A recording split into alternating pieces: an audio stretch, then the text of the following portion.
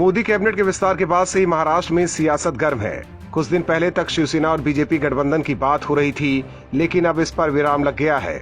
वजह महाराष्ट्र के कद्दावर नेता नारायण राणे का मोदी कैबिनेट में शामिल होना। नारायण राणे और शिवसेना एक दूसरे के राजनीतिक दुश्मन हैं, दोनों साथ नहीं आ सकते हैं।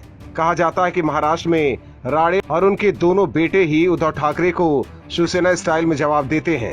लिहाजा राणे के कैबिनेट में शामिल होने पर शिवसेना को मिर्ची लग गई है। राणे के मोदी कैबिनेट में शामिल होने पर संजय राउत ने भी तंज कसा है। हालांकि नारायण राणे के बेटे नीतीश राणे ने शिवसेना पर पलटवार किया है। शिवसेना पर हमला बोलते हुए नीतीश राणे ने ट्वीट किया है कि महाराष्ट्र में बरनौल की डिमांड बढ़ गई है। नीतीश ने ट्वीट किया है कि रेमडेसिविर के बाद महाराष्ट्र में बरनौल के लिए बड़ी डिमांड है, खासकर शिव बंधन पहनने वाले लोगों में।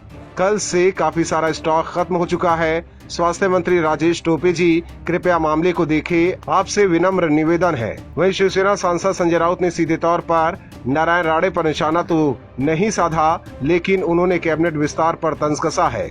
उन्होंने कहा कि कैबिनेट सीटों को भरने के लिए मानव संसाधन उपलब्ध कराने के लिए बीजेपी को सेना और एनसीपी का आभार जताना चाहिए। संजय राउत का इशारा इस ओर था कि केंद्रीय मंत्रिपरिषद में राज्य मंत्री के रूप में कपिल पाटिल और भारती पवार को शामिल किया गया है, जो कभी एनसीपी में थे तो शिवसेना के शाखा प्रमुख रह चुके और फिर कांग्रेस में भी बहुत दिन बिता चुके हैं।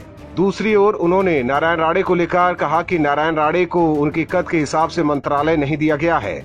माना जा रहा है कि राणे के मंत्री बनने से शिवसेना महाराष्ट्र में फंस गई है। बीजेपी ने एक तीर से दो निशाना लगाया है। एक और महाराष्ट्र में 1989 में शिवसेना के साथ बीजेपी के गठबंधन के बाद से ही कोंकण क्षेत्र हमेशा शिवसेना के हिस्से रहा। ऐसे में बीजेपी इस क्षेत्र से ऐसा चेहरा चाहती थी जो शिवसेना को कड़ी टक्कर दे सके, और नारायण राणे को साध कर बीजेपी की ये तलाश पूरी होती दिख रही है। क्योंकि नारायण राणे एक तेज तर्रार मराठा नेता है, ऐसे में वो महाराष्ट्र की राजनीति में अच्छा दबदबा रखने वाले मराठा समाज में बीजेपी की आवाज बन सकते हैं। लेकिन शिवसेना के लिए चिंता की बात यह है कि नारायण राणे और उनके दोनों बेटे कोंकण और मुंबई में शिवसेना को नुकसान पहुंचा सकते हैं, क्योंकि कोंकण और मुंबई ही शिवसेना की असली ताकत के केंद्र माने जाते हैं। ऐसे में अगर राणे फैक्टर काम किया तो आने वाले मुंबई महानगर पालिका के चुनाव में शिवसेना की मुश्किलें बढ़ सकती हैं। वहीं बीजेपी और शिवसेना की गठबंधन वाली बात इन दिनों जोरों पर थी, लेकिन अब गठबंधन का सवाल ही नहीं, क्योंकि बीजेपी ने नारायण राणे पर दांव लगाकर